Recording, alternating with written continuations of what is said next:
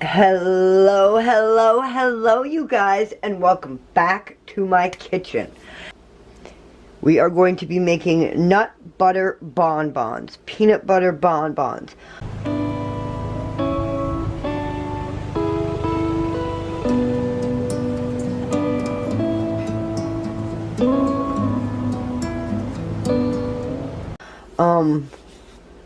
I don't know if they're actually technically considered bonbons, but my mom made them all the time when I was growing up, and that's what she called them, that's what we always called them, that's what we called them. For years I made peanut butter bonbons, but a couple years ago I ended up making Sunbutter bonbons. And ever since then we have not gone back. So, let's do this. Nut butter bonbons. Alright, these are so unbelievably easy. It's just equal parts nut butter to equal parts powdered sugar, and then you mix it all up. There are so many different varieties and things that you can add to this and do to this. You can do almond butter, you can do sun butter, you can do peanut butter like we always used to do when I was a kid, and like I used to do for my family up until a couple years ago. You can add peppermint extract to it. You can add I add almond extract to ours. My mom always added almond extract when I was a kid. Vanilla extract really isn't that good. Trust me. You're welcome to try it, but there's I use almond extract in most of my baking because I prefer almond over vanilla. It might just be because the type of vanilla you get nowadays is disgusting and cheap. But, yeah. Okay, so, this is 16 ounces of peanut butter, which is 2 cups of peanut butter. And then I'm going to add 2 cups of powdered sugar. And we're going to mix this up really well. I'm also going to be doing a cherry variety, but I add the cherry extract and all of that and the cherries. Well, not cherry extract, just cherry juice from home canned cherries. You can use maraschino cherries. I use home canned cherries. But I always add the cherry stuff and that after. I add the cherry juice and the cherries after I mix all this up. But I always add the almond extract or the mint extract right away. Now, I need to grab a measuring cup and get that powdered sugar in there, and then we'll mix it up. There we go. I've got 2 cups of powdered sugar in there, 2 cups of sun butter, and the cap full of almond extract, and now we are going to mix this up really well. There we have it all mixed up. Now it is super thick, and you can do it just like that if you want just plain peanut butter bonbons, but like I said, we do cherry because we like to have cherry flavor. So I add a couple tablespoons of juice from homemade cherries. You can add a couple tablespoons of juice from maraschino cherries.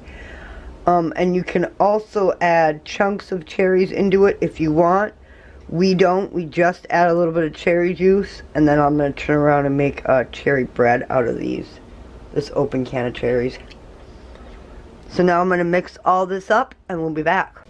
Alright, next you make sure you washed and cleaned your hands really well for this next part. And then all we're going to do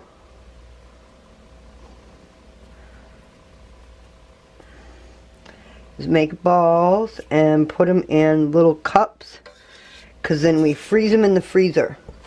And then their best is stored in the fridge or the freezer once we finish making them, because we're going to top these with chocolate and other fun stuff.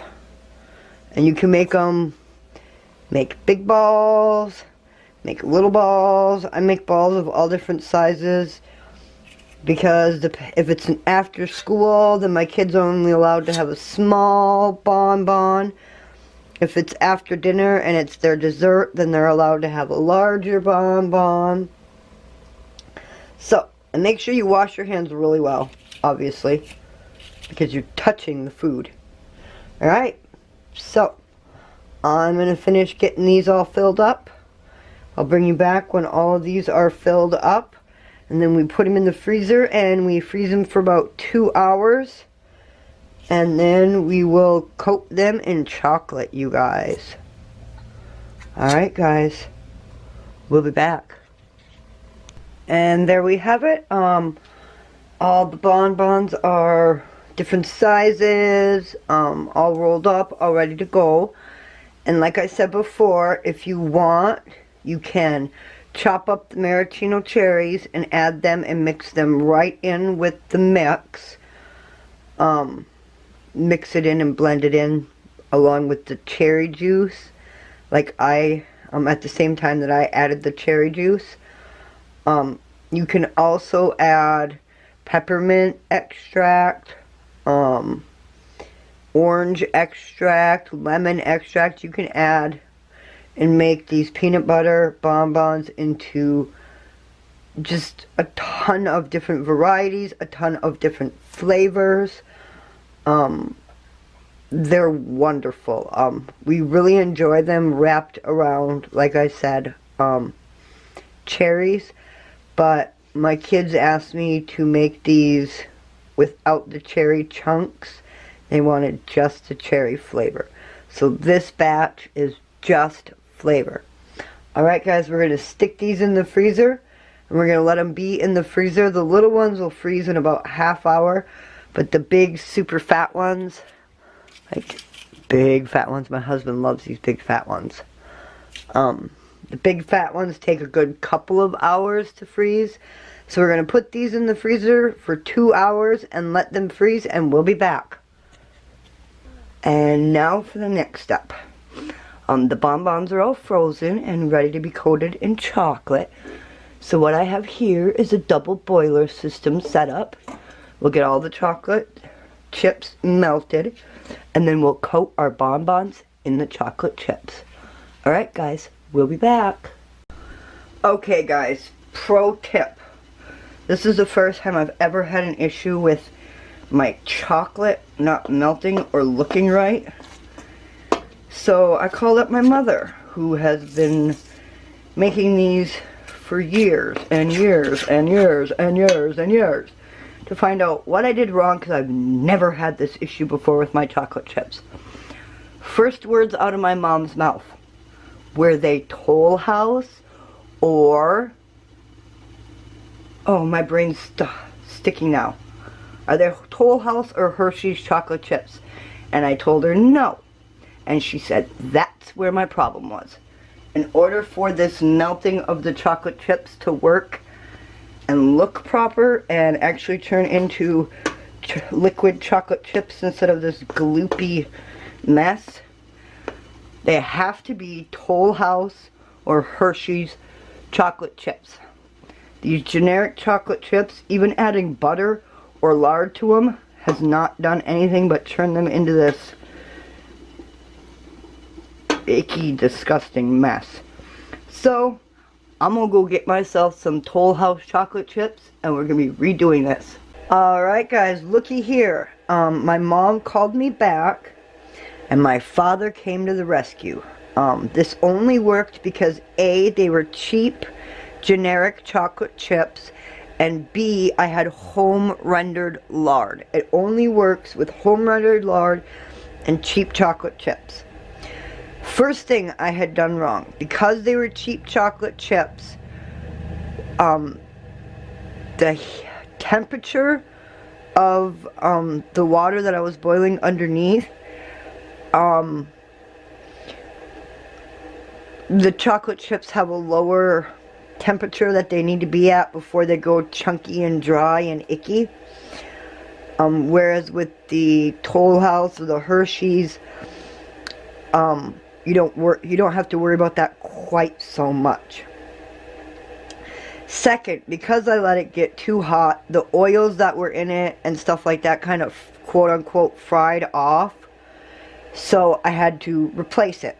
So first thing he said was, turn off the heat and take the pan, the big metal bowl, out of the water. Set it off to the side. Let it cool just a little bit. Just a little, like 2-3 minutes. Then you put all the chocolate into a Tupperware bowl and put a tablespoon of home rendered lard. It has to be home rendered. The store-bought lard is made differently, brought up to a higher heat, and it's killing the oils that you want in order to make the chocolate chips. I mean, look at that. It's perfect and ready to go. And I put it in here, let my lard melt in the hot chocolate, and then mixed it all up, and it was perfect. It was just like, it blew my mind and confused me, because I've been doing this for like 14, 15 years all by myself and never had an issue. But this is also the very first time I've ever used generic chocolate chips, and it's because I had gotten a bunch of them on sale after Christmas last year. So, lesson learned.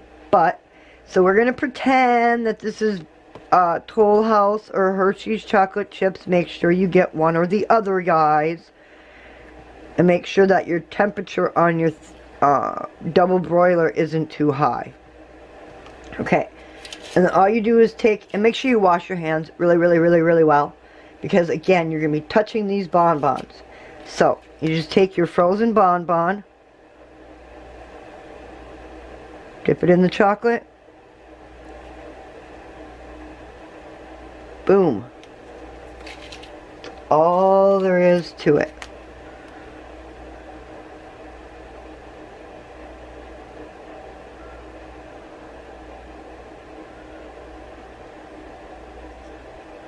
Boom. Now another trick to this is the bonbons will start to defrost and get sticky on the edges of the peanut butter. That one's got a lot of chocolate. I should have been more careful. Oops. Okay, anyways. The bonbons will start to warm up in the room temperature. So then you just want to stick the bonbons back in the freezer for a little bit. Let them sit for a couple more minutes. Bring them back out. And do more. So, generally get about 4 or 5 of them. That one there has way too much chocolate. My husband will love that. And we're just going to get them all coated. This is going to take me a while. If your hot chocolate starts to cool, or if your chocolate starts to cool, and starts to get stiff again, you can just put it back over the warm water. Like, my dad said, turn it up to a boil, and this is what I always did. Big mistake, again, I'm going to say this. Make sure you buy Toll House or Hershey's so you don't have to deal with what I'm dealing with. Anyways. Turn your water back on, turn it up to a boil, turn it off, then set your bowl of chocolate back on top of it, and warm it up and mix it and stir it and let it get loose again. Now, if you ended up doing what I did and had to make yourself this chocolate here, same thing. Bring it up to a boil, turn your water off, and then set your chocolate bowl. Hang on, I'm boiling water for tea. Now, if you ended up doing what I did and need to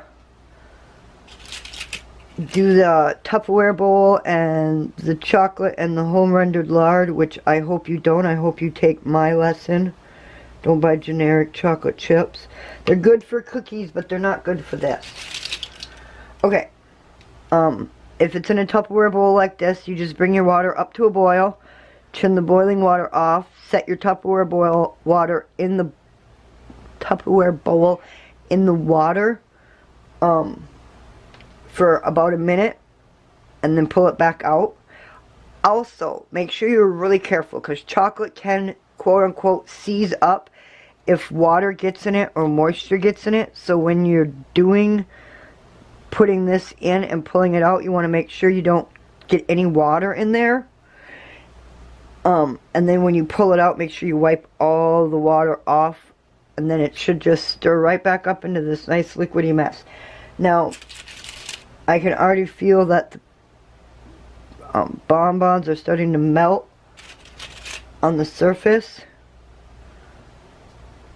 So I'm going to be sticking this back in my freezer, letting them sit for about 10 minutes to get frozen on the outside edges again, and we'll be back after I get all of them coated, and we'll talk about what to do next. And there we go, you guys. Look at these. Look how pretty they are. Some of them are huge. Some of them are tiny.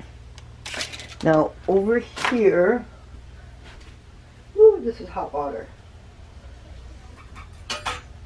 I have some colored chocolate. And you can do any number of things to these bonbons. You can squeeze mint chocolate on top of them. You can add those Andy mint chocolate chips to the chocolate chips before you even dip them in the chocolate. You can add diced up cherries.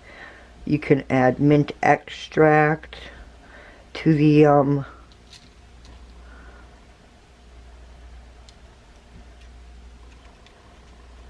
peanut butter base to make it mint flavored rather than the cherry juice I added. You can do so many different things with this. You can use any kind of nut butter you want. I used sun butter.